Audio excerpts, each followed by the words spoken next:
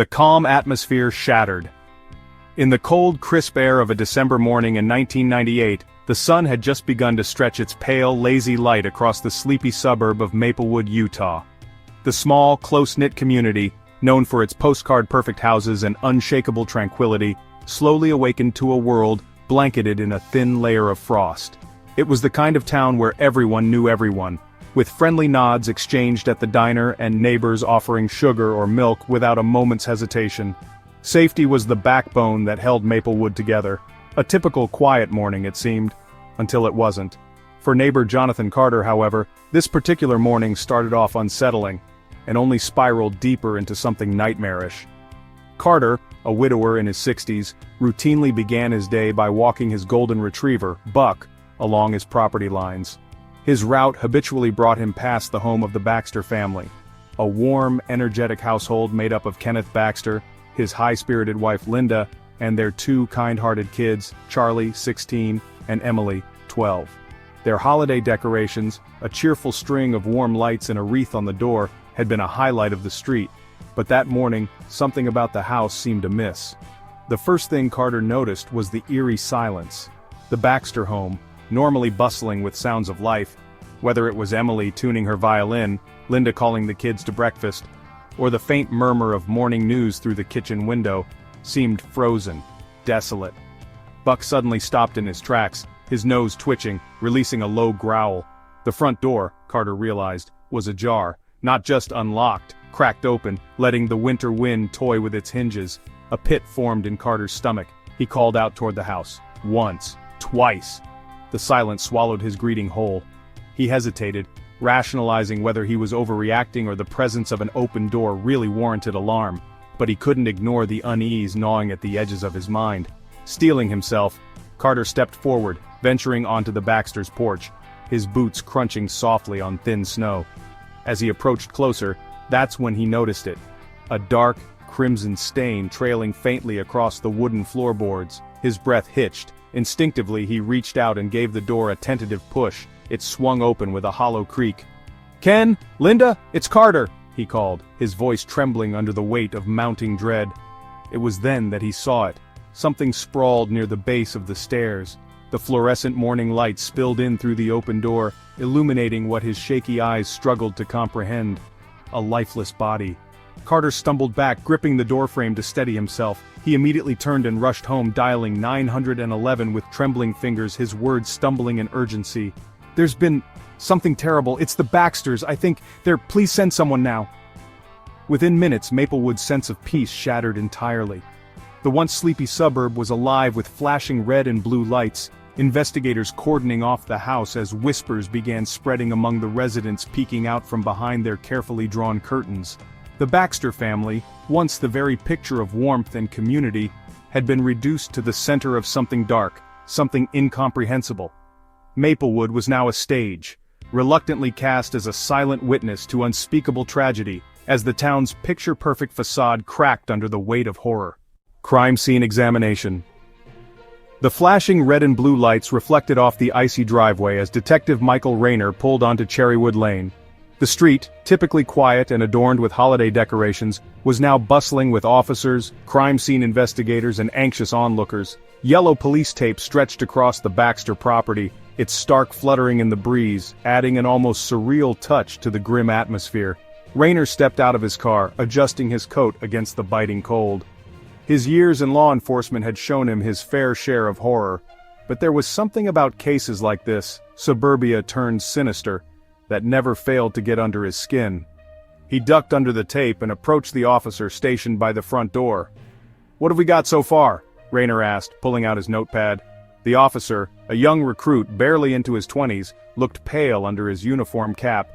"4 bodies inside," he said, his voice shaky. "It's bad, sir. Real bad." Rayner nodded grimly and stepped into the house.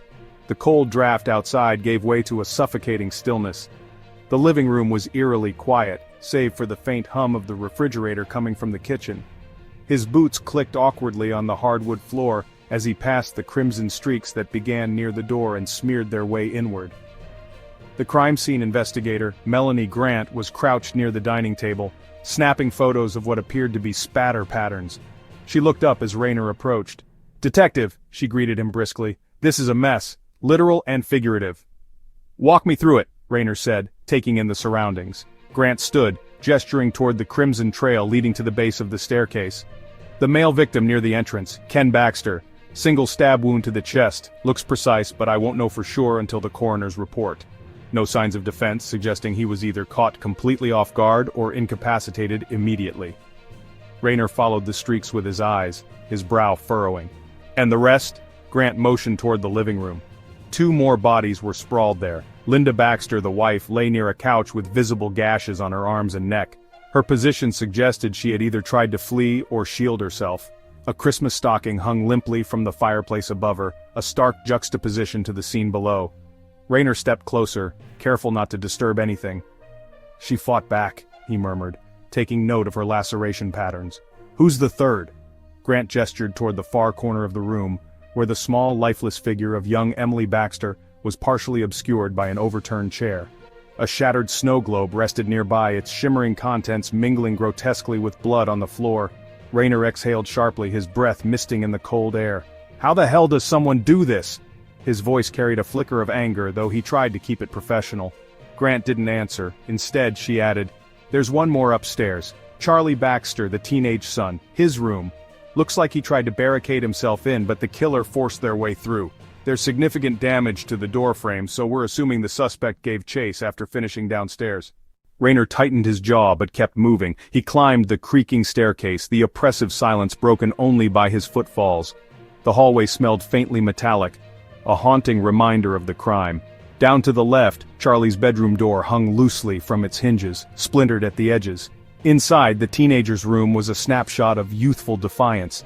Band posters covered the walls, a guitar leaned against the bed frame, but the violent interruption of his life was impossible to ignore. Charlie lay crumpled by the desk, crimson pooling beneath him. His hands showed signs of a struggle, scratches, bruises, and what looked like defensive wounds across his palms. Grant joined him moments later, handing over a pair of latex gloves. "We recovered blood transfers near the window ledge," she said, "likely from the killer. They might have brushed against it during the struggle." Rayner slipped on the gloves and inspected the window. "No sign of forced entry?" "None, and the front door wasn't forced either. This isn't some random home invasion, this is personal, they were let in. We're sure about that?" Rayner's gaze sharpened. Grant nodded firmly. "Whoever did this, the Baxters knew them." The two descended the stairs, rejoining the forensic team in the kitchen. A specialist was dusting for fingerprints on the countertops, while others photographed the refrigerator door. Someone had scrawled something incoherent in blood. Whether it was the killer's doing or a victim's desperate attempt to leave a message remained to be seen. "Anything missing?" Rayner asked. The officer from earlier chimed in. "Nothing obvious so far. Electronics are still here. TV, computer, phones. Jewelry box in the master bedroom wasn't touched. Insurance records will confirm valuables, but it doesn't look like robbery was the motive." Rayner glanced back toward the living room. The holiday decorations, still neatly hung, seemed almost mocking now. The Christmas tree twinkled softly in the corner, its lights casting fractured reflections onto the blood-stained floor. "This place isn't a house anymore," he muttered under his breath. "It's a damn graveyard." Grant tapped him lightly on the shoulder, breaking his train of thought. "There's one last thing," she said, handing him a clear evidence bag. Inside was a single piece of stained fabric, likely from a work boot. "We found this by the back door," she explained. "It's damp, probably from the snow outside. Matches the tracks leading away from the kitchen."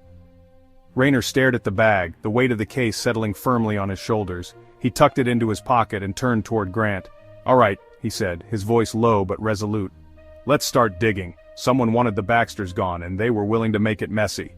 As the sun sank lower on the horizon, casting long shadows over Maplewood, the neighborhood's facade of perfection crumbled further. Behind the yellow tape and flashing lights, it was no longer the quiet suburb it had been that morning. It was now a crime scene, waiting to give up its secrets. The first lead. The front yard of the Baxter residence, once covered in the idyllic frost of a winter morning, was now trampled and cluttered. Investigators, photographers, and officers moved methodically between yellow markers and evidence bags. Detective Michael Rayner stood on the porch, the weight of the case pressing heavier with each passing hour. It had been a long morning, but so far everything felt scattered, like trying to piece together the fragments of a shattered mirror.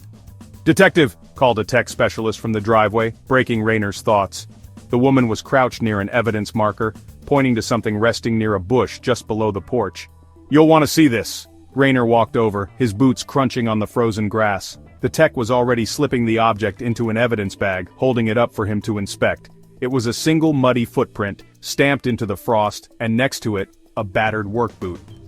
"Guess someone left in a hurry," Rayner muttered, examining the size. From the markings, it didn't seem to belong to any of the family members. They had found all 4 of them inside, after all. The tread on the boot was worn, the edges frayed. It spoke of blue-collar labor, someone used to hard work or unstable gigs. "What do you think, size 10, 11, the tech speculated. Rayner nodded slightly. "Yeah, probably men's, and that's dried blood on the edge." He pointed to a faint but unmistakable smear near the tip. The tech nodded in agreement and sealed the evidence. "We'll run it for prints and DNA. The blood could belong to one of the victims or..." She trailed off, hesitant. "Or the killer," Rayner finished her thought grimly. "Dust it thoroughly. If we're lucky, they didn't think to wipe it clean." He followed the line of faint prints leading along the side of the house, their shape irregular, as though the person wearing them shuffled or limped away. Whatever the case, they didn't make it far before the trail vanished near the curb. Fresh snow from overnight had obscured any clear path. "Looks like they got into a vehicle," Rayner murmured to himself, gesturing for another officer to photograph the tire tracks in the slush along the street. Back inside the house, Melanie Grant had been meticulously working over footprints found near the kitchen window. "We've got at least 2 separate tracks here," she informed Rayner when he finally stepped back inside. "One set matches the victim's shoes. They probably tried to escape or retreat, but the other..." She gestured toward a distinct smudge near the counter. "It's consistent with the tread from the boot we found outside. They were here in the kitchen and they were moving fast." Rayner pinched the bridge of his nose. "Anywhere else it leads?" Grant nodded. "These prints head toward the back door, which was left unlocked. It may have been their escape route. But get this. Look at this smudge over here on the refrigerator door." She pointed, and sure enough, there was a faint streak, likely left by someone's gloved hand. "What do you make of it?" he asked. Grant frowned. "It doesn't look like they were stealing food. There's no sign of missing items from the fridge." "I think they were steadying themselves, maybe someone in a rush, adrenaline pumping. And here..." She leaned closer, tracing a set of streaks that looked like an attempt to wipe something away. "This appears intentional. It's subtle, but they definitely tried to clean up after themselves in here." Rayner cursed under his breath. "So they weren't entirely careless. That narrows this down to someone with at least a little experience, not someone random." Another officer stepped into the kitchen holding up a notebook. "Detective, I spoke to the neighbors. Most of them didn't hear anything unusual last night. But one woman 2 doors down, Mrs. Garrison, said she saw Kenneth Baxter talking to someone on their porch late last night, some guy she didn't recognize." Rayner arched a brow. "What did she say about him?" "She couldn't get a great look. Mid-height, she thinks. Male, scruffy-looking, wore a dark jacket and a hat, and drove off in what she described as a beat-up pickup truck. It was only for a few minutes. They didn't argue or raise their voices, but she thought it was odd because it was so late." "Mid-height and scruffy," Rayner echoed with a touch of frustration. "That narrows things down to half the state. Did she catch the plates on his truck? Anything we can use?" The officer shook his head sheepishly. "No sir, sorry, says she wasn't paying much attention." Rayner sighed but quickly jotted the details in his notebook. "Better than nothing. Make sure we get a sketch of the truck description at least. Put it out to patrol shifts." He was about to step away when Grant called after him. "Hold on, detective, I've got another wrinkle for you." He turned back to see her holding up a crumpled scrap of paper pulled from under one of the overturned chairs in the living room. The edges were soaked with dried blood, but the center bore a few faint scribbled words. They were barely legible, but they stopped Rayner cold. "Don't trust," Grant read aloud, squinting at the paper. "It's smudged. The rest of it is messy. Could have been written by someone during the attack." Rayner leaned in, studying the shaky handwriting. "Don't trust who? Or what? Killer was interrupted while searching for something?" "It's possible," Grant said, slipping the note into an evidence bag. "Whatever they wanted, detective, they didn't make much sense of it. No one who's thinking rationally leaves this kind of chaos behind." "The question is, was this random revenge?" Rayner said, staring at the note again. "Or something personal that ran deeper? Let's see if the talk screen on the Baxter family and handwriting analysis tell us anything. Because all of this is starting to look messy, and not just because of the blood. The pieces were falling into place, but slowly. and painfully so. The boot left behind, the trail heading into the snow, disappearing as suddenly as the life had been torn from the Baxter family. Every piece was a breadcrumb leading to someone, but like a phantom who knew just how much blood they could spill before retreating into the night, the killer still felt agonizingly out of reach. Rayner scribbled one last note on his pad. Who did they invite in? Early suspicions. By late afternoon, the Baxter house had gone eerily quiet again. The police tape flapped feebly in the winter breeze while investigators shuffled out of the crime scene one by one. Detective Michael Rayner lingered on the porch, flipping through his notebook as soft voices crackled from his police radio. Although the crime scene was being carefully documented, there were still too many unanswered questions crowding his mind.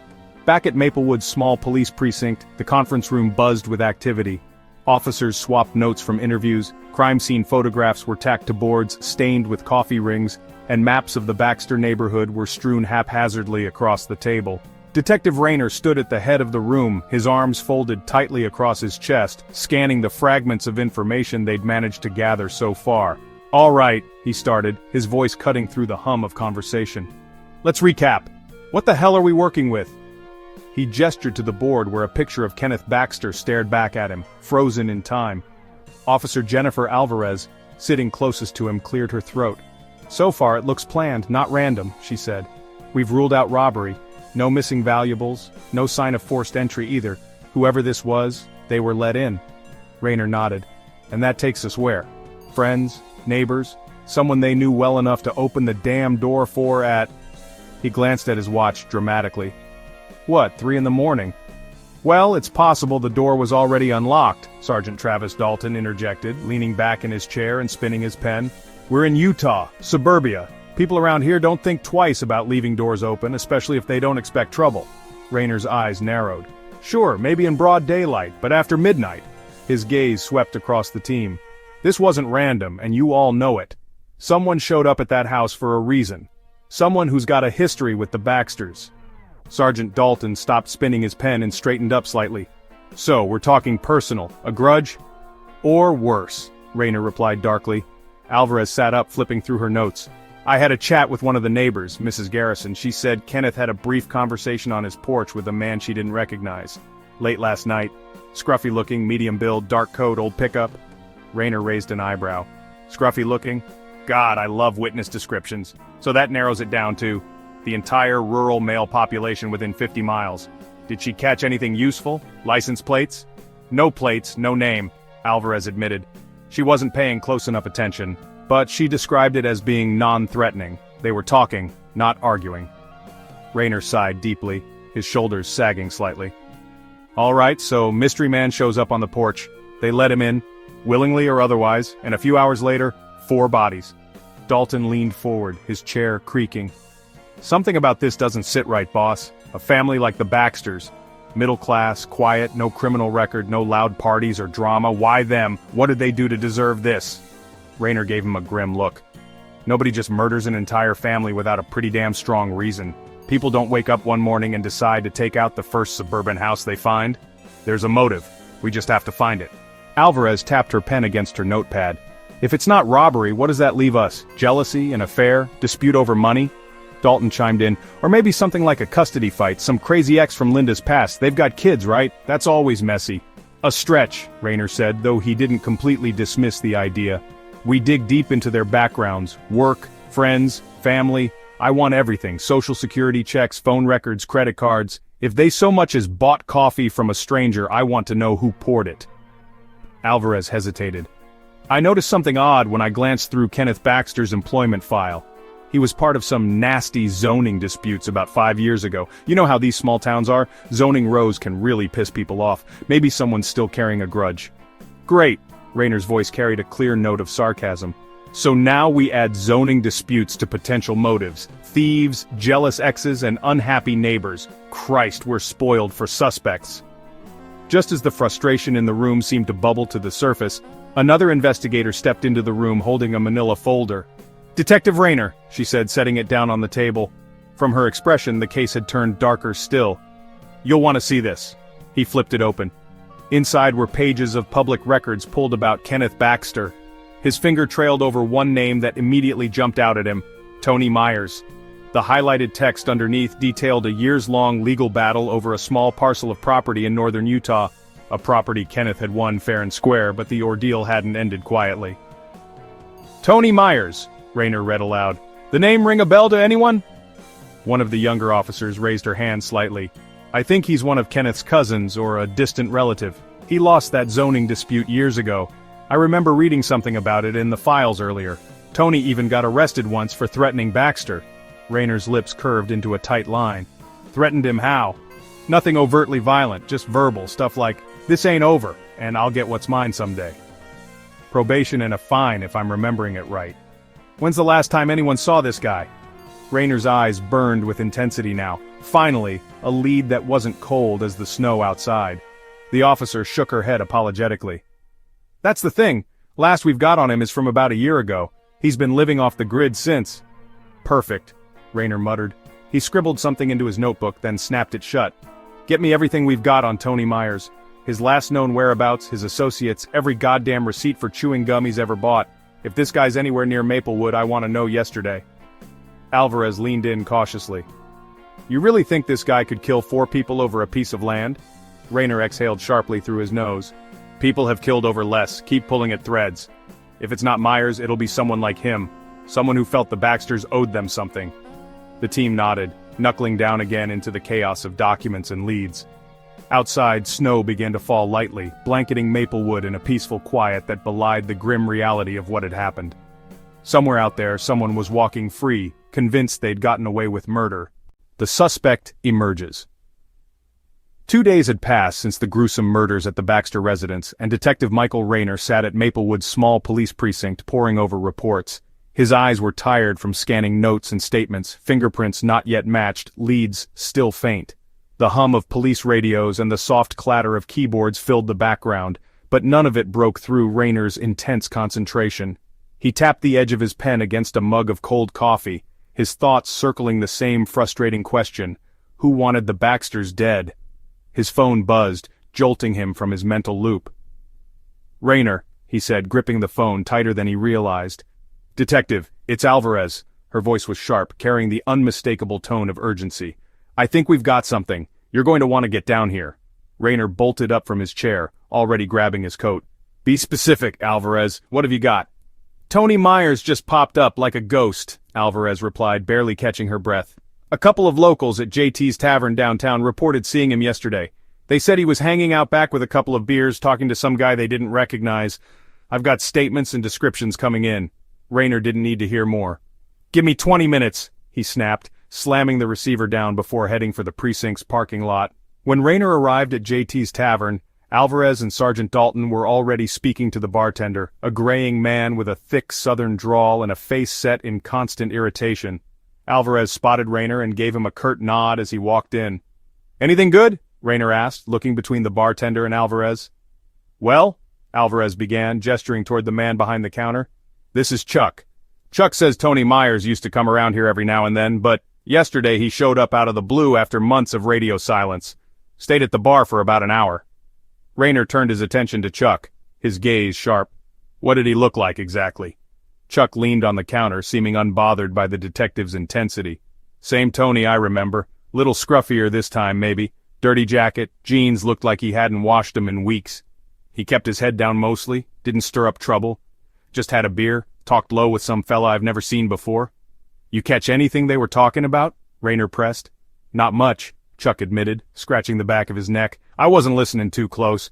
Sounded like Tony was complaining about something, though. Kept muttering stuff like, he thinks he won't, and if he only knew. I figured it was just some drunk grudge thing, you know? Rayner's jaw tightened. If he only knew, you're sure? Chuck shrugged. Yeah, or something like that. Guy's a firecracker when he gets a couple of drinks in him. Always has been. Who was this other guy he was talking to? Dalton asked, finally chiming in. He leaned forward, tone firm but not aggressive. No idea, Chuck replied, lifting his hands. Didn't recognize him. Mid-30s, kind of plain, dark hoodie, jeans, ball cap. Kept looking around, acting shifty. Didn't even finish his drink before he bailed on Tony. Rayner scribbled notes furiously, every detail adding weight to the developing picture. Did Tony say where he was headed after? Chuck narrowed his eyes, thinking hard before shaking his head. Nah, he left out the back door. That's all I got. "Where do people usually go from here when they leave the back?" Rayner asked, his tone slicing through the haze of dead-end answers. "There's a motel 2 blocks over," Chuck said. "The Cremont Inn. Sketchy place, lot of drifters stay there. If I had to bet, that's where he was crashing." Rayner looked at Alvarez. "Get a patrol unit on that motel, now." She nodded, already on her radio, stepping outside to relay the order. Back in the precinct later that evening, Rayner's team regrouped in the conference room. Alvarez tossed a thin folder onto the table, frustration etched into her features. "Motel search came up empty," she said. "Tony was there. Guest log confirms he checked in 2 days ago using a fake name, but he cleared out early this morning. The desk clerk says he paid in cash and didn't leave anything behind. Room spotless, no fingerprints we could use." Rayner sighed deeply. It was as if Tony Myers was always 2 steps ahead, dodging them just as they began closing in. "But," Alvarez continued, a glimmer of hope creeping into her tone, "we did manage to pull security footage from the street corner outside the motel. There's a camera mounted on a light pole. It caught Tony leaving around sunrise with a duffel bag and getting into a truck." Rayner's eyes lit up. "The pickup, what's the make and model?" "Looks like an old Dodge Ram, late 90s, Dalton cut in. "The plates were caked in dirt, but we've got a bolo out to nearby counties. If Myers is anywhere in striking distance, we'll find him." "Good," Rayner said, his voice steady despite his frustration. "So we know Tony's moving. The tavern, the motel, he's making stops. He's not completely off the grid anymore. That means he's not just running, he's circling back for something." "You think he's planning another hit?" Alvarez asked. Rayner scratched his chin, eyes fixed on the crime board filled with photos of the Baxter family and scattered leads. "No," he finally said, exhaling slowly. "I think he's tying up loose ends. He knows we're looking for him. Every move he's making, it's deliberate." Dalton crossed his arms. "So, what's the play now, boss?" Rayner stared hard at Tony's mugshot pinned to the board, a face weathered by years of quiet resentment. "We narrow his circle," he said, his voice low but purposeful. "Contacts, friends, anyone who owes him favors. Somebody out there knows where he's heading next. If Tony wants to finish what he started, he's going to need help.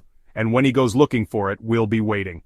The room fell into a heavy silence as snow continued to fall outside, coating the quiet streets of Maplewood.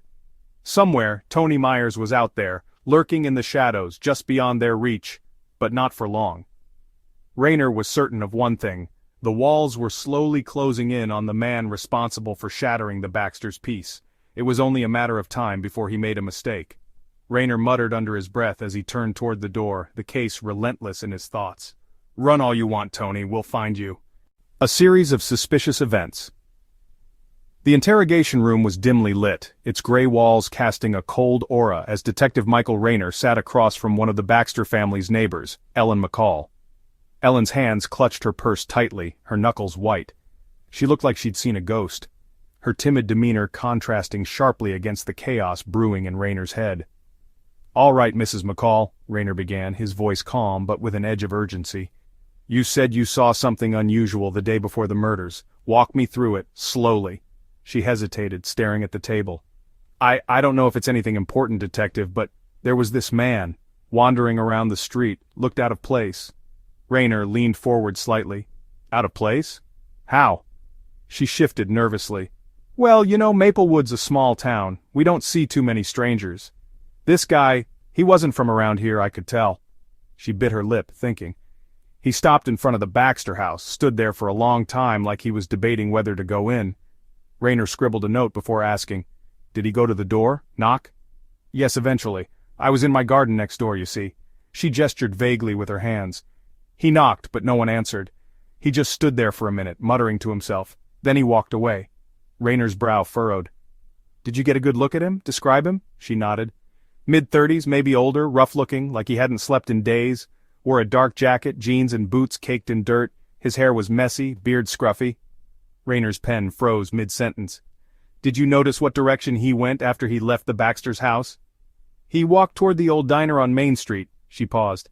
"That's the last I saw of him, but later that night I thought I saw the same guy again standing near the Baxter house, same jacket, same boots."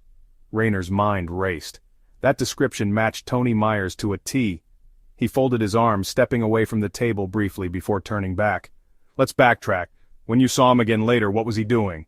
McCall swallowed hard. "He was just standing there, in the street, staring at the house. There was something about the way he looked. It made my skin crawl. Like he wasn't just passing by, like he was watching. Rayner nodded, scribbling furiously in his notebook. Do you think he went inside the house later on? I don't know, she said, shaking her head. But that night was strange, Detective. The Baxters' porch light turned on around midnight, and I swear I heard voices, low, like someone arguing. I couldn't make out what they were saying. Rayner narrowed his eyes. Did you see anything after that? Anyone come or go? No, but around 1 in the morning my dog started going crazy, barking at something outside. I got up to check, but whoever it was, they were gone. I didn't think much of it at the time. She wrung her hands, the guilt evident in her eyes. Maybe if I'd looked harder. It's not your fault, Mrs. McCall, Rayner said firmly, though his own frustration simmered beneath the surface. You're not responsible for what happened. He stood, closing his notebook. If you remember anything else, no matter how minor, call me. Later in the day, Rayner sat across from Alvarez in the precinct bullpen, the growing puzzle consuming his thoughts. You're telling me McCall saw Tony Myers scoping out the house the day before? Alvarez asked, clicking her pen. That fits, doesn't it? The guy didn't just snap, he planned this. Rayner exhaled heavily, his fingers drumming on his desk. It fits too well. This wasn't just a moment of rage. He knew the Baxters' schedule, when they'd be home, when their lights would turn off. He was waiting for the perfect moment. Alvarez tilted her head. What about the argument Mrs. McCall overheard? You think he was arguing with Kenneth Baxter? Maybe, Rayner replied, his voice low. Or maybe Kenneth wasn't the only target. Maybe Tony went there hoping to avoid killing, but something escalated. Alvarez leaned forward. What about that weird stop Tony made at JT's tavern before the murders? It doesn't strike me as random. A guy like him doesn't just go for a beer before committing quadruple homicide. Rayner rubbed his temples. There's a thread we're missing. What if the guy Tony was talking to at the bar, this so-called plain-looking guy, had something to do with what happened that night? A partner, maybe? Or just another pawn in whatever twisted game he was playing? Alvarez frowned. That's a hell of a leap, Mike. But you're not wrong. There's no way Tony was acting on impulse. It's too calculated. The guy stalked them, likely argued with them, and then cleaned up after himself when things got messy. That's not amateur work. Rayner stood suddenly, pacing the room. Check this out. After McCall mentioned the dog barking, I pulled the logs from another neighbor down the street. Same thing, a dog went nuts around 1:20 a.m. That's when I think Tony made his move. He wouldn't risk staying outside much longer. 1:20 a.m., Alvarez muttered, jotting down the time. Fits the timeline perfectly. We know the Baxters were dead around 3 a.m. That gives him plenty of time to work. Rayner stopped pacing, staring at the caseboard. It was loaded with photographs, the suburban crime scene juxtaposed with grainy shots of Tony Myers' likeness and the Baxter family's last known smiles. His gut told him this story was far uglier than the facts presented so far. Someone else saw something, Rayner said aloud, as much to himself as Alvarez. There's no way an entire neighborhood slept through this. Could have been headlights, shadows, anything. I want door-to-door interviews along Cherrywood Lane. Let's find out if Tony ditched anything on foot before he got back in that truck. Hell, he might have left his damn conscience on the sidewalk. Alvarez smirked slightly, shaking her head. You've got a flair for the dramatic, you know that? Rayner didn't respond, already halfway out the door. The trail was tangled, sure, but it was there. With every detail he unraveled, Tony Myers felt closer. The only question was whether they could find him before he slipped back into the shadows.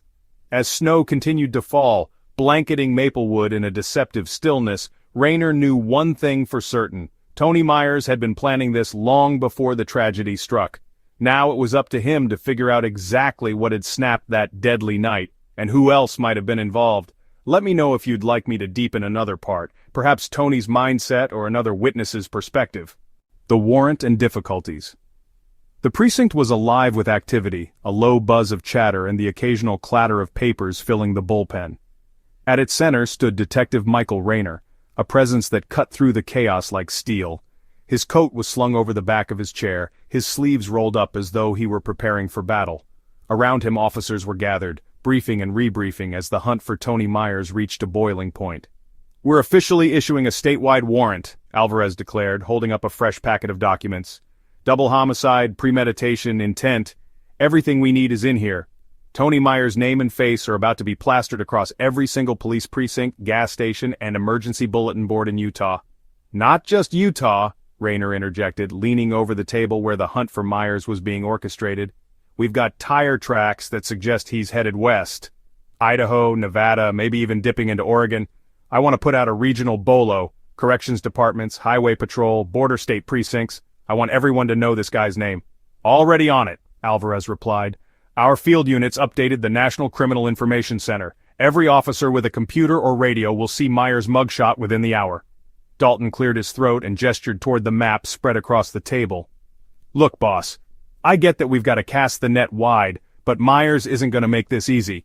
He's living off the grid, working gigs that pay cash, driving a truck that's basically invisible with all that mud caked on the plates.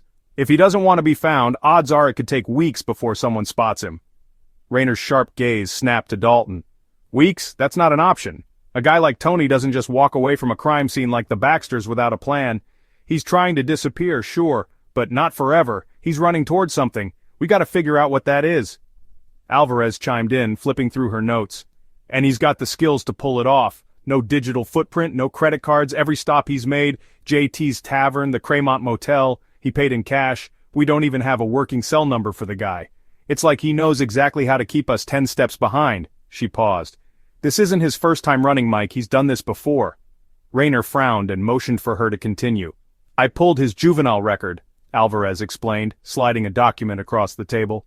Misdemeanor theft when he was 17. He got caught stealing supplies from a construction site up north near Logan. Guess what? He hid out in the damn woods for 3 days before they picked him up. In the woods? Dalton raised an eyebrow, leaning forward. Straight out of some survivalist manual, she added. He's got the background to vanish if he wants to, and this time he's not a dumb teenager. He's a desperate adult who just killed 4 people. Survival mode is all he knows right now. Rayner smirked bitterly, clenching his jaw as he stared at the map. Great, here's what that tells us. Tony doesn't just disappear into thin air. He camps, he lays low, but sooner or later he comes up for air. He'll need fuel for that truck. Maybe parts. Hell, even the toughest loner needs to eat. That's where we'll catch him, when he takes his next breath. That's assuming he doesn't let someone else do his dirty work, Dalton pointed out. We've already established that he's got connections with sketchy types. Someone might give him food or a place to stay. Which is why we narrow his network, Rayner answered quickly, turning to another officer at the edge of the room. What did we pull on his past? Friends, family, people he might still trust? The officer, a young recruit, fumbled through a folder before clearing his throat. Not a lot, Detective. He's estranged from both parents, doesn't have siblings. The cousin we talked about earlier, Kenneth Baxter, obviously now deceased. Of course, Rayner muttered, rubbing his temples. What about co-workers? Well, the recruit continued hesitantly, he's done a mishmash of jobs over the past decade, mostly construction. Recently, drywall installations. We haven't nailed anything down, but there's a foreman on East Hampton projects, guy named Rick Dennison. Apparently Myers reached out for work a few months ago. Dennison, Rayner said, repeating the name slowly. What's his story? Small-time contractor, the recruit answered. Works under the table. Apparently has a nose for taking in guys who've burned too many bridges elsewhere. Dalton leaned back, whistling softly. Sounds like the kind of guy Tony could call up when he's desperate. Exactly, Rayner said, already grabbing his coat. Alvarez, I want you to track every current project Dennison's working on. Sites, shift times, hell, even the vending machines they've got if you think it'll help. Find out if this guy's got eyes on Tony. I'm on it, Alvarez said, grabbing her phone. As the team scrambled into motion, Dalton stood and walked beside Rayner. You're on edge, Mike, worse than usual. You think this guy's gonna slip through our net? Rayner paused, his expression hard and unwavering. Not if I can help it, Travis, but the truth? Every hour that passes is another hour he's ahead. We're fighting the clock as much as we're fighting him. By the time Alvarez tracked Dennison down and got him into an interview room, her suspicions were already swirling. Rayner joined her for the questioning, leaning on the edge of the steel table as Dennison, a rugged man with a cigarette permanently tucked behind his ear, glared at them both.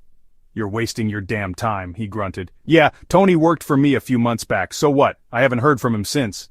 Did he leave on bad terms? Rayner asked, his voice calm but firm. Dennison snorted. Tony? Nah, he kept to himself. He was one of the few guys who didn't bitch on the job. Just came in, did his work, and left. Did he ever mention where he might go if things went south for him? Alvarez pressed. A favorite place? Somewhere he felt safe? Dennison shook his head, his eyes narrowing. Look, you're barking up the wrong tree. Tony didn't exactly share his life story with me. I don't know what demons you're chasing, but he ain't my problem. Rayner stood, leaning closer. Wrong. He's everyone's problem now. And if we find out you helped him, even so much as handed him a sandwich, you're gonna have some real problems of your own." Dennison shifted uncomfortably but held his ground. "I've got nothing for you, detective, and you're not gonna scare me into making something up." Rayner fixed him with a hard stare before finally stepping away. As Dennison was escorted out of the precinct, Alvarez turned to Rayner. "You think he's telling the truth?" she asked. "No," Rayner said flatly, "but he's too careful to leave crumbs. We'll keep eyes on him just in case Tony circles back." Outside the precinct, the first flakes of snow began to fall, blanketing the world in an eerie silence. Somewhere out there, Tony Myers was running, not just from the law, but from the kind of guilt dark enough to stain a man's soul. Rayner stared out into the growing storm, his fists clenched. He could feel the chase tightening. Now it was only a matter of keeping up. "I don't care how far Myers thinks he's gone," Rayner muttered. "No one outruns this forever." "Would you like me to expand even further, perhaps Tony's perspective while on the run?" The tension reaches a boiling point. The precinct was stifling despite the cold winds blowing outside. Detective Michael Rayner sat hunched over the conference table, his fingers gripping a stress ball so hard that the rubber creaked under the pressure. The past weeks had stretched every nerve in his body, and the search for Tony Myers was wearing thin on everyone. Yet, Tony's shadow loomed larger with each passing day, and Rayner knew they were getting close. Too close for anything less than perfection. "Listen up!" Rayner barked, cutting through the quiet murmurs of his team. "We've got him cornered. His tracks are getting sloppy. Every time he makes a move, he leaves us a piece of the puzzle. And this time he's not walking away." Sergeant Dalton leaned against the edge of the table, crossing his arms. "Sloppy or deliberate? I mean, think about it. A guy like Tony doesn't want to get caught, sure, but he's played this smart so far. Hell, a perfect ghost for weeks, and now he's suddenly leaving tracks? What if it's a goddamn trap?" Rayner tossed the stress ball onto the table, glaring at Dalton. "What do you think? That he's luring us into some kind of game? He's not Hannibal Lecter. He's desperate, running on fumes, and he knows the net's tightening around him." Across the room, Alvarez piped up, flipping through a fresh batch of reports. "Desperate people make mistakes. He's not luring us anywhere. He's bleeding control. Take a look at this." She tossed a photograph onto the table. A muddy boot print trailed from the back door of a gas station near the Idaho border, smeared along the icy pavement. "This was found outside Winslow's gas stop yesterday evening. Clerk had no idea who he was until he saw the bolo this morning." "Gas stop," Dalton repeated with suspicion. "Did he pay cash again?" "Of course he did," Alvarez snapped, stuffing more photos into a file. "But the guy remembered something else. Tony asked for directions. He was trying to find some back roads to get around the main highways. He's running scared, but he's not stupid. He knows we're going to be watching the more obvious routes out of state." Rayner smirked bitterly as he leaned forward, studying the photos. "Back roads, perfect. Every little farm road and dirt track between here and Idaho might as well be an escape hatch for him. But here's the thing. If he's sticking to rural routes, he'll run out of friendly terrain eventually. You don't hold together a survival routine forever without resources." "That's what worries me," Alvarez said, her pen tapping anxiously on the desk. "Those are sources. We know he's got at least one buddy out there." She eyed the old sketch of the unknown man spotted with Tony at JT's tavern. "We still don't know who this guy is, or what kind of help he's giving Tony." Rayner sighed and pinched the bridge of his nose. "We're chasing ghosts while lives are in danger." Dalton raised a brow. "You think Tony's going after someone else now?" "I think this—" Rayner paused, his hand gripping the corner of the table. "It doesn't stop with the Baxters. He's got anger to burn, and revenge doesn't just settle in a grave." There was a long, weighted silence before Alvarez quietly asked, "But why? Why keep running in circles? What else does he have left to fight for?" Minutes later, a police tech entered the room holding a laptop and set it down in front of Rayner.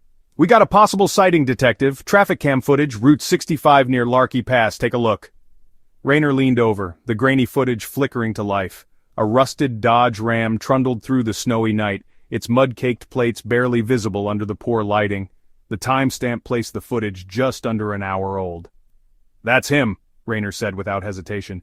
"No doubt about it. He's ditching the interstate. Alvarez, what's out that way?" Alvarez clicked open her notebook, flipping pages furiously. "Larky Pass? Not much. Mostly hunting cabins, private land, a few logging stations, but this time of year, those roads are empty." Dalton snorted. "Great, so he's hiding in the wilderness until he turns into a popsicle. How exactly does that get us anywhere?" Rayner shook his head grimly. It's not just hiding, he's looking for a place he knows, somewhere he's comfortable. As the team worked through the next steps, Rayner called for a tactical debrief in the adjacent briefing room. A fresh topographical map of the area was tacked to the wall. "All right, folks," he said with a commanding tone. "This is where things get tricky. Tony's playing this out exactly like the survivalist wannabe we expected. He's sticking to back roads, chasing shadows, staying out of sight. But he just made a huge mistake, that truck. He knows damn well it's an eyesore on any surveillance, and now we've got him pinned to a rough area. The question is, where the hell does he go from here?" Another officer chimed in, pointing to the map.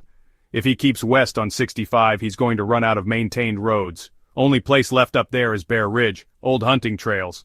A lot of it's government land, but there's private cabins scattered throughout. A disaster waiting to happen." Rayner's jaw tightened. "Bear Ridge it is. He won't stay there long, but if we're fast, we can box him in." Alvarez raised her hand. "Dispatch several units up the route. Send 2 units directly west to form a perimeter," Rayner ordered. "We're not chasing him over every log and hill in Bear Ridge. If he doubles back, we'll have him pinned at the baseline here." As the officers filed out to prepare their units, Rayner caught Dalton by the arm. "You think this is going to work?" Dalton asked quietly. "Feels like a shot in the dark." Rayner's gaze hardened. "It's not a shot in the dark. He's scared, but fear makes people predictable.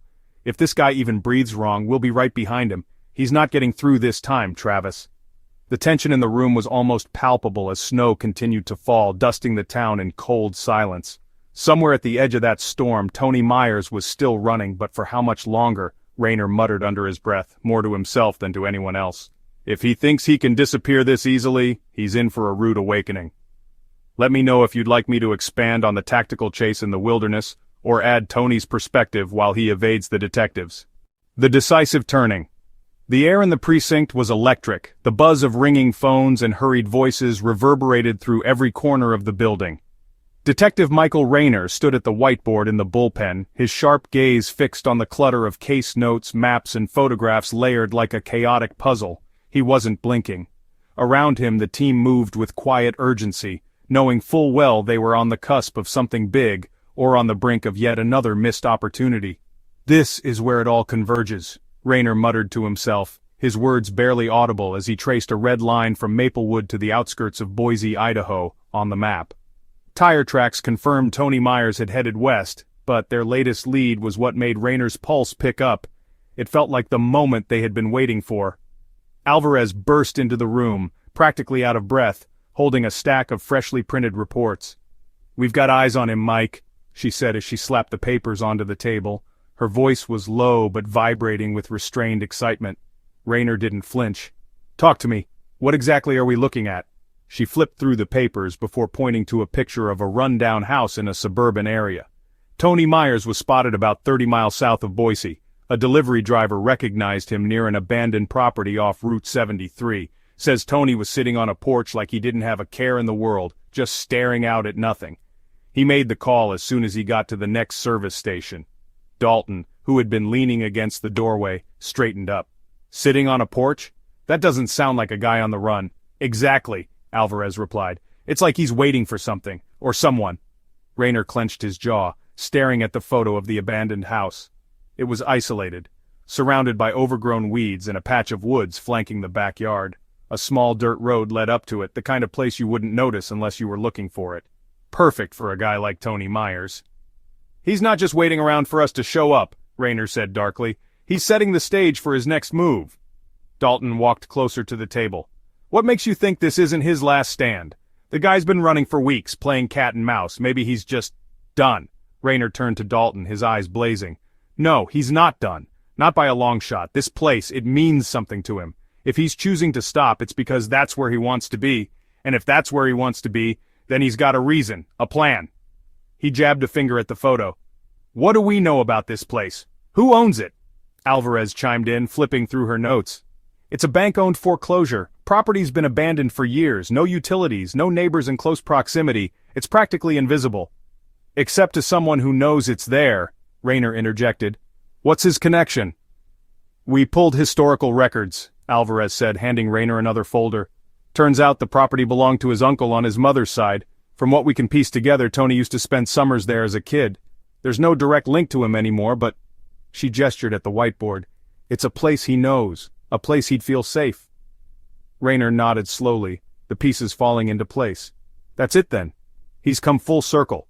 He's retreating to the one place that feels like home. Dalton frowned. So what? He's holed up there waiting for us to come kick the door down? What's the end game? Rayner's lips curved into a grim smile. He's not waiting for us, Travis. He's finishing what he started. This isn't a hiding spot. It's a staging ground. Whatever he's planning, he's counting on us showing up. Alvarez leaned in, worry etched into her face. You think he's armed? A trap? Rayner shrugged. Doesn't matter if he is. We'll treat it like he is, regardless. What matters is we don't give him the upper hand.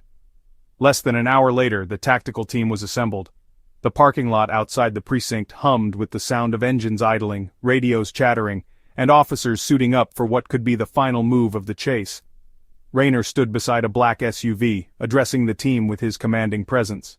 This ends tonight, he said, his voice calm but carrying immense weight.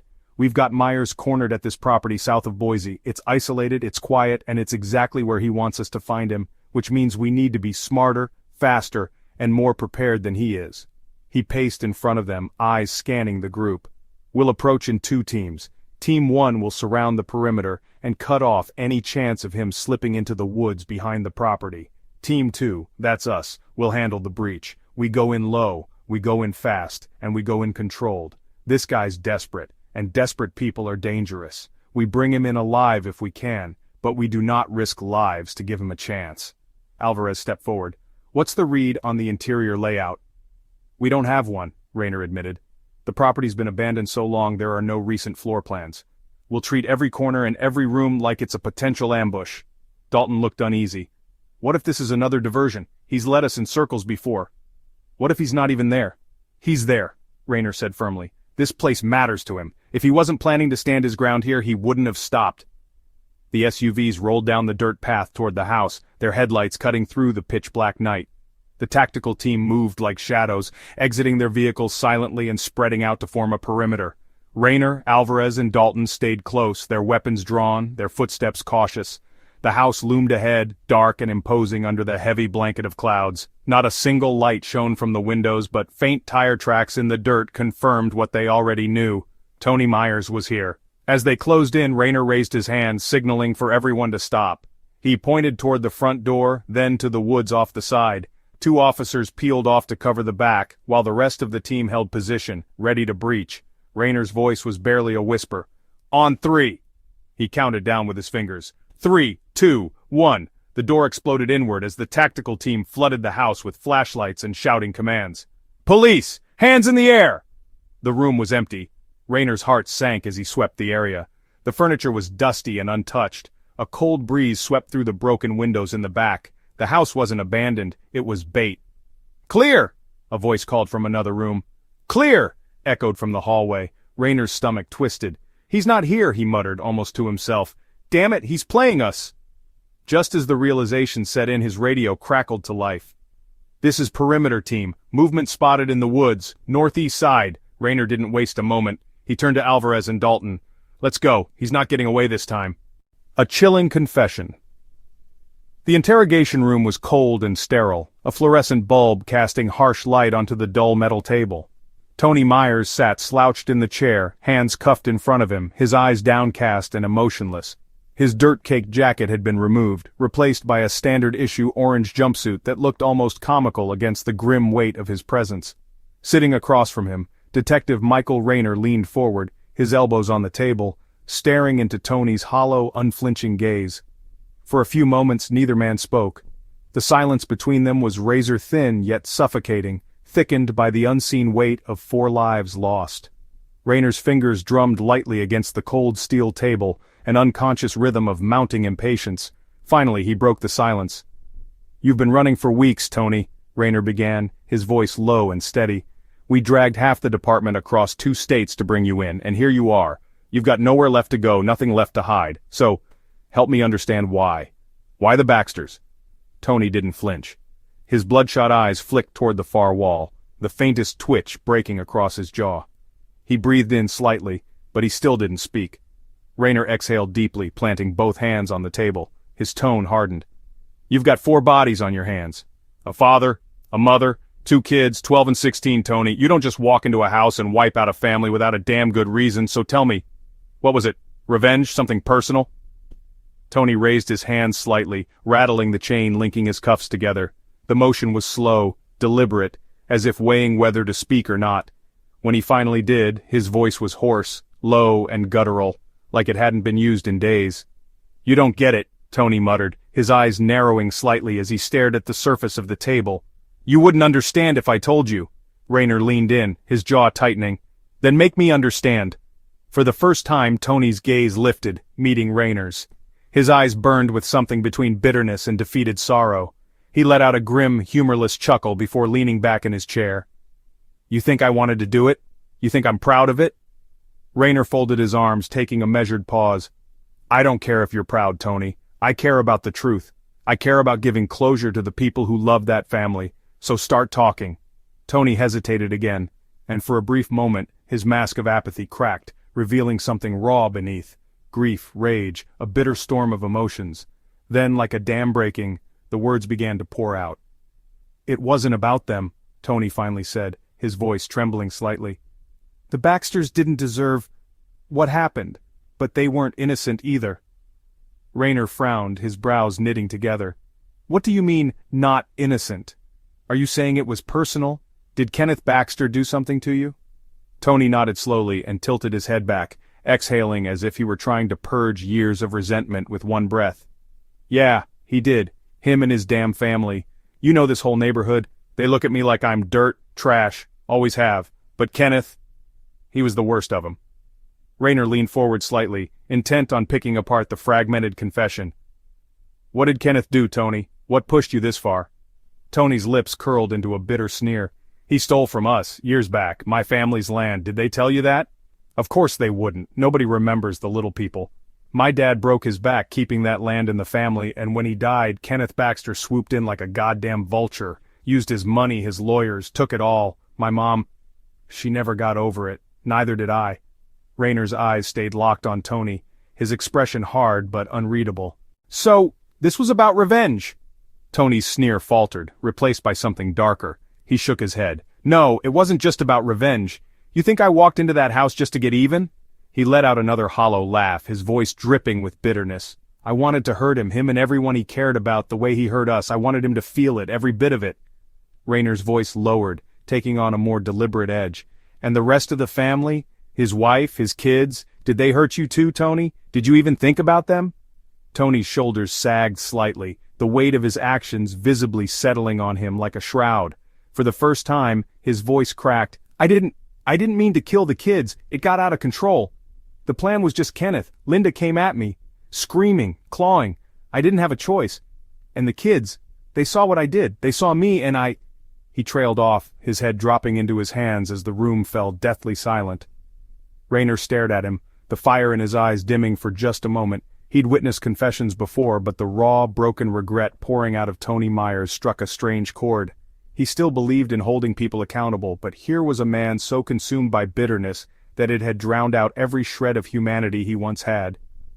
"You had a choice," Rayner finally said, his voice quieter but laced with steel. "You always had a choice, and you chose to destroy, to take 4 lives. Was it worth it, Tony? Did burning their world down make you feel better?" Tony didn't answer.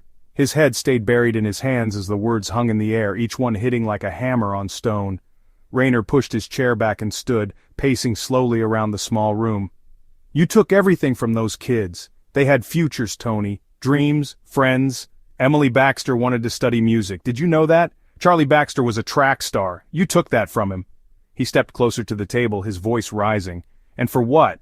To settle some score buried under 20 years of dirt? Your dad, hell, your mom, would be ashamed of what you've become." Tony flinched as if he'd been struck. His hands dropped to the table, and his eyes blazed with anger, tears pooling at their edges. "Don't you dare bring my mom into this! Don't you dare talk like you know what I've been through!" Rayner slammed his hand on the table, his voice sharp as a knife. "Then help me understand. Tell me why 4 bodies had to drop to pay for lost land. Convince me you're not just a selfish, bitter coward who killed a family because he couldn't move on." The words hit home, cutting through Tony's defenses like a scalpel. He sat back in his chair, tears tracking down his dirt-smeared face. He opened his mouth to speak but faltered, closing it again. Finally, like a man unraveling in slow motion, he choked out one last confession. "I thought it would make it stop," he whispered. "The anger, the hate. I thought if I made him pay, it would all just stop." Rayner stared at him, his expression cold and unwavering. The room was silent except for the faint hum of the fluorescent light above. He turned and walked toward the door, his hand pausing on the handle. "It didn't stop, did it?" Rayner said quietly without looking back. Tony didn't respond. He didn't have to. The weight of his silence said everything. As Rayner left the room, closing the door behind him, Alvarez was waiting in the hallway. "Did he talk?" she asked. "Yeah," Rayner replied, his voice heavy. "He talked, and now, all that's left is for the system to do its job. Would you like an additional section exploring Tony's mental state after the confession or how the community reacts? Let me know." The verdict and closure. The courtroom buzzed with murmurs, a cacophony of whispers rippling through the benches. Rows of townspeople filled the seats like spectators at a spectacle they didn't want to attend, but couldn't tear themselves away from. Every face carried the same grim expression, a mix of anger, heartbreak, and disbelief. At the center of it all was Tony Myers, seated stiffly beside his defense attorney. Dressed in an ill-fitting suit, his hands rested in his lap, chained together, the weight of each link echoing the crushing weight of judgment upon him. Detective Michael Rayner watched from a corner of the room, leaning back in his chair with his arms crossed. It wasn't his job anymore, not since the arrest, but he was still drawn here, compelled to see this through. For him, it was never about revenge. It was about closure, justice for the sacrifice of innocence taken far too early, and maybe, just maybe, today would bring a sliver of peace.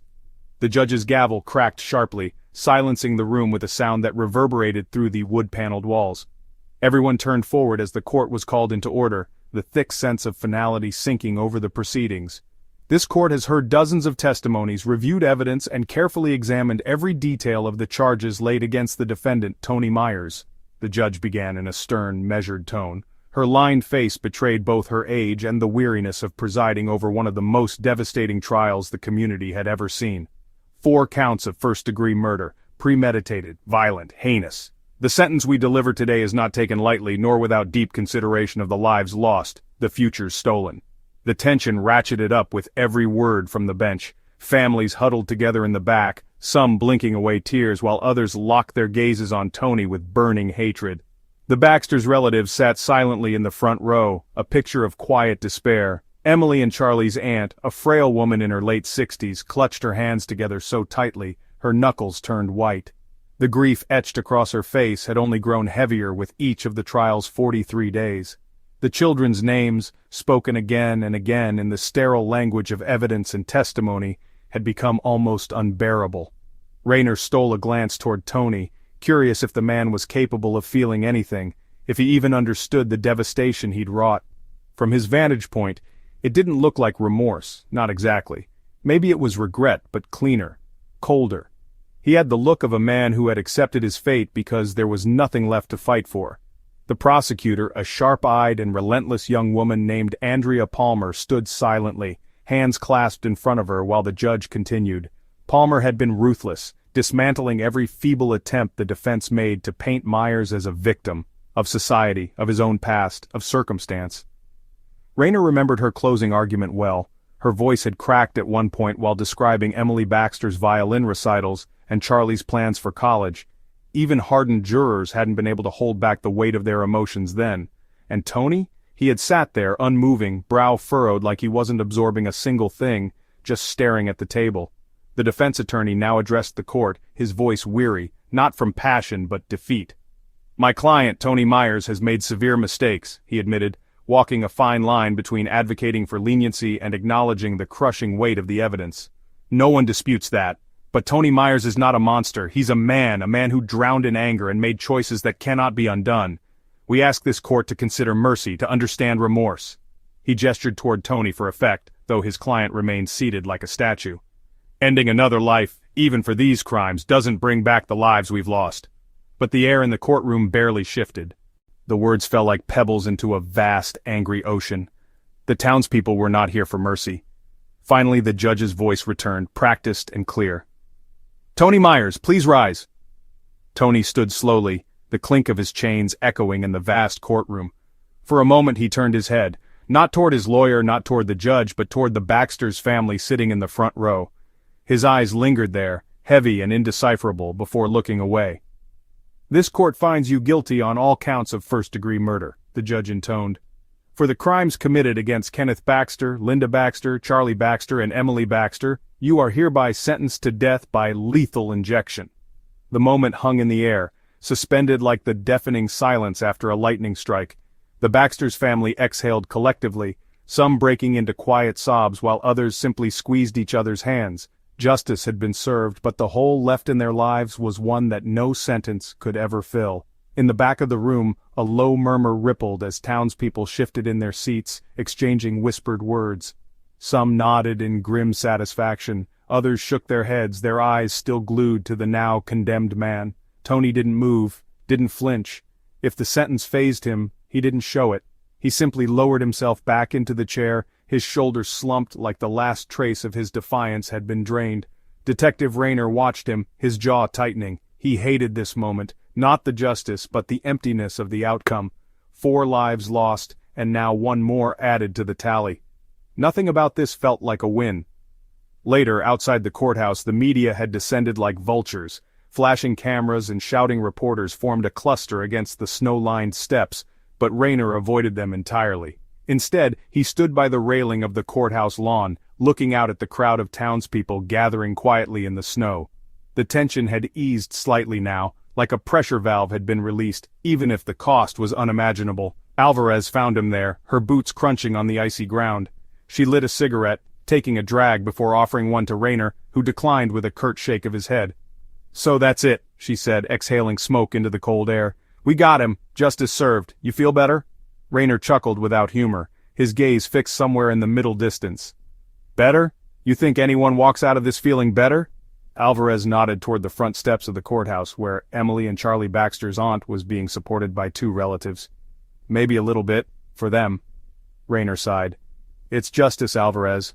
Clean cut, black and white. But it doesn't bring kids back, it doesn't make this place feel whole again." She didn't reply, just flicked the ash off her cigarette.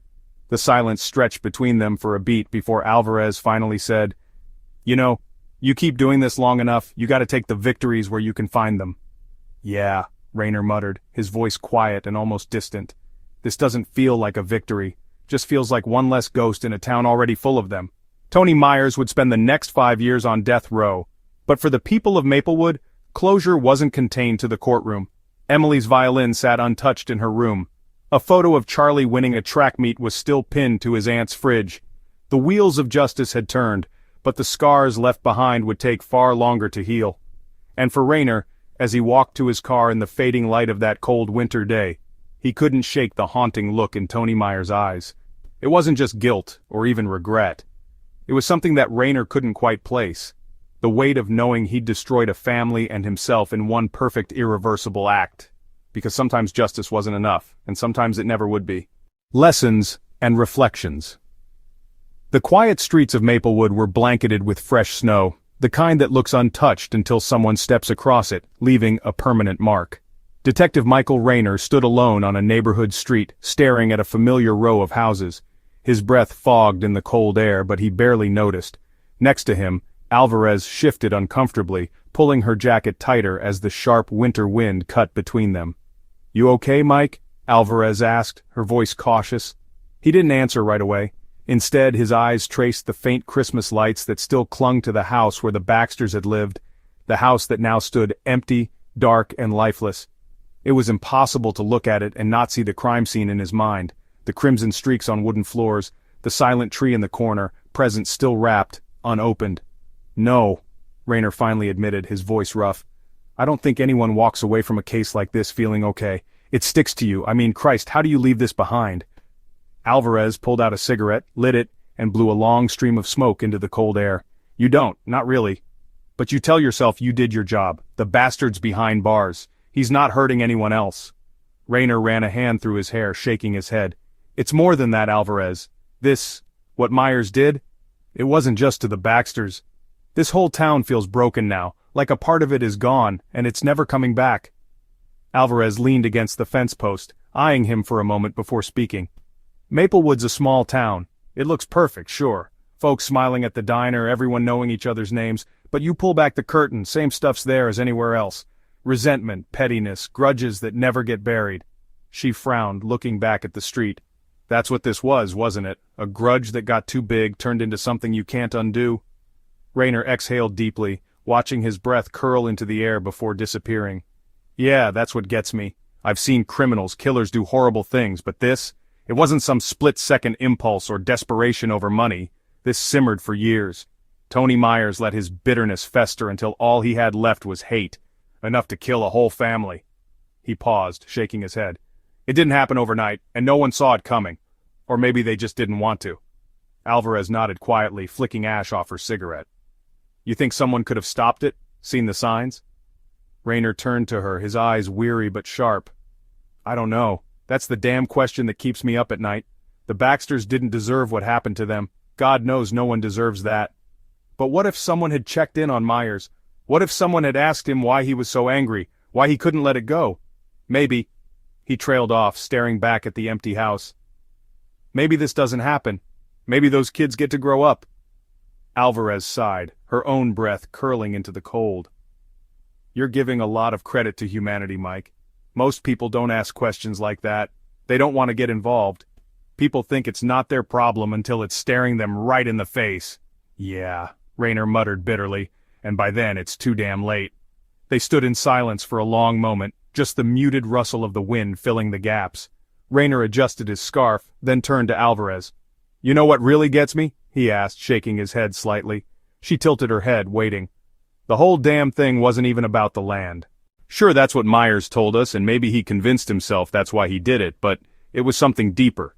He felt invisible, forgotten, like the world moved on and left him behind, and the Baxters were just the easy target he could aim all that rage at. Rayner clenched his jaw, his voice growing more intense. It didn't matter how much blood he spilled, it was never going to fix the hole inside him. That's the saddest part, Alvarez said softly, exhaling smoke as her words lingered in the air. Hate like that, it doesn't solve anything, it just burns everything it touches. Rayner's phone buzzed, but he ignored it, his gaze still fixed on the house. His voice softened. Do you think this town comes back from this? I mean, really, the Baxters were the kind of family people looked up to.